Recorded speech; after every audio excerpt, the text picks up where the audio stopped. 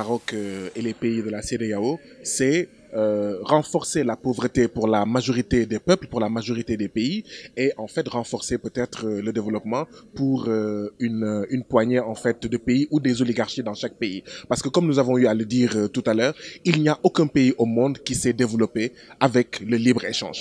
Appliquer le libre-échange, c'est écraser la majorité. Voilà en fait le point le plus important. Nous pensons que en matière d'intégration entre les pays, il faut privilégier la solidarité et la complémentarité et non la compétition et la concurrence. Privilégier concurrence et compétition, c'est privilégier l'avantage d'une minorité, d'une poignée, au détriment en fait du bien-être de la majorité. C'est comme si vous me demandiez, est-ce qu'en fait, une zone d'intégration où il y a en fait la France, l'Allemagne et la Grèce n'est pas en fait une intégration avantageuse pour la Grèce? Non, justement. Regardez en fait les autres modèles d'intégration. Vous avez vu la zone euro? C'est à l'avantage de l'Allemagne principalement et accessoirement en fait de la France, mais au détriment de pays comme l'Espagne, l'Italie ou la Grèce. Regardez en fait, il y a eu une zone en fait d'intégration entre les États-Unis et en fait une partie de l'Amérique du Sud, mais tout le monde a vu que cette intégration-là, c'était surtout dans l'avantage en fait des États-Unis et peut-être du Canada, et pas forcément dans l'avantage de la Bolivie, du Venezuela, etc. C'est d'ailleurs la raison pour laquelle des pays comme Cuba, Venezuela, Bolivie, même le Brésil dans une certaine mesure, ont essayé en fait d'encourager une autre zone en fait d'intégration économique différente en termes, enfin sur les bases différentes en fait des zones économiques mises en avant par les États-Unis. Donc ce n'est pas forcément, d'accord, un avantage pour les pays en fait de la CEDEAO, parce qu'on a vu en fait d'autres expériences. Mais le problème justement, c'est que les autres expériences que nous avons vues jusqu'à présent, ce sont des expériences basées, comme je le disais tout à l'heure,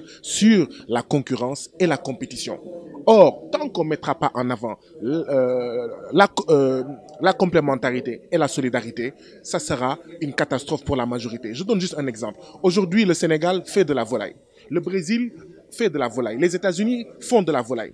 Mais au nom de quoi une intégration économique entre le Sénégal, le Brésil, les États-Unis, pour ne citer que cela, et même l'Union européenne, devrait aboutir à la menace de la filière avicole sénégalaise, à la menace de 50 000 emplois directs et indirects? C'est la même chose.